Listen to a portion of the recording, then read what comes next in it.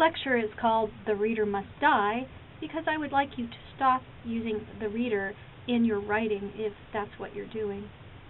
Never use the reader in your rhetoric question answers. This is a crutch that often prevents students from doing real analysis, and usually it merely replaces the I of first person. The student simply plunks in the reader instead of I think. In other words, students get stuck on how an essay affects the reader, meaning themselves, and that is just where they stop. As a result, they produce shallow analysis. So just keep this in mind. We don't care how it affects the reader, or you for that matter. I'm sorry, but we don't.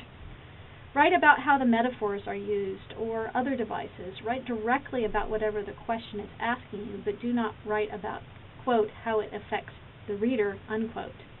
I know some of you may have gotten away with this in the past, but the way I'm teaching you to write academic writing, I want your writing to be as clear and clean as possible and not jammed up by some of this extra stuff that you don't really need. In third person, you should write in terms of the author, the characters, the objects, the issues, devices being used like metaphors, but not the reader. For example, a wrong way to do it would be, with this in mind, the reader can form a stronger view on the economic issue. The right way would be, using the boat metaphor, Reich establishes his point of view on larger economic issues. That way you're writing directly about what the author is doing and not about what the reader reacts like.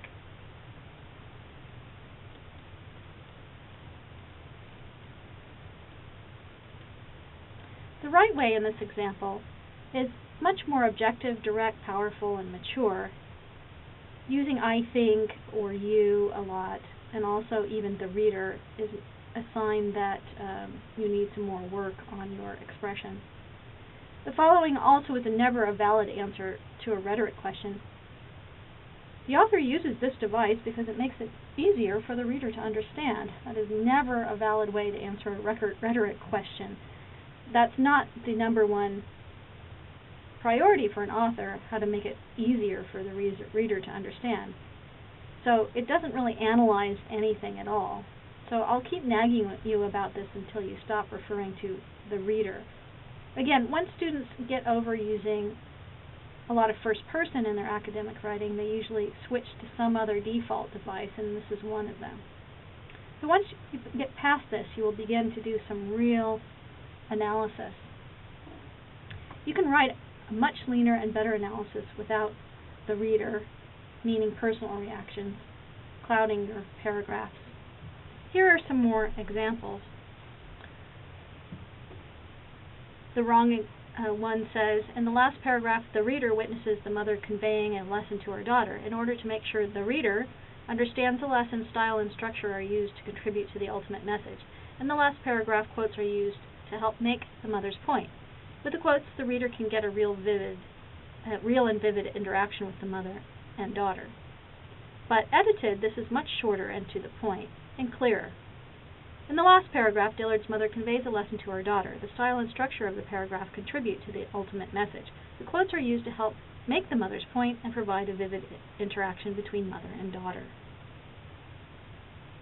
Here's a longer example, and also an example of how you should not be writing your rhetoric question answers and how you should.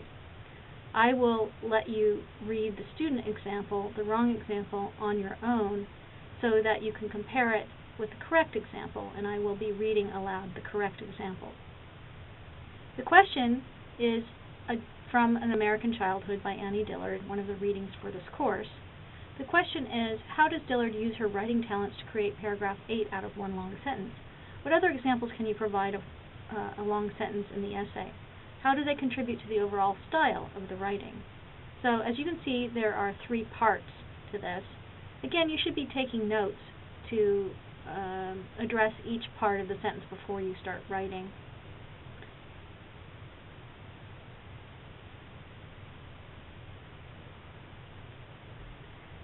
So here are some notes about what went wrong in the student example. Always use less rather than more words. For example, especially by using her ability to write in a way that is parallel to the way one might naturally speak, can simply be a writing style close to natural speech. The second note is always avoid pronoun phrases that refer to the audience like us. This is as bad as constantly referring to the reader or I or we. For example, in her sentences are sometimes lengthy, however they are quick with energy, keeping us on our toes. The phrase keeping us on our toes is almost like using a reference to the reader as well.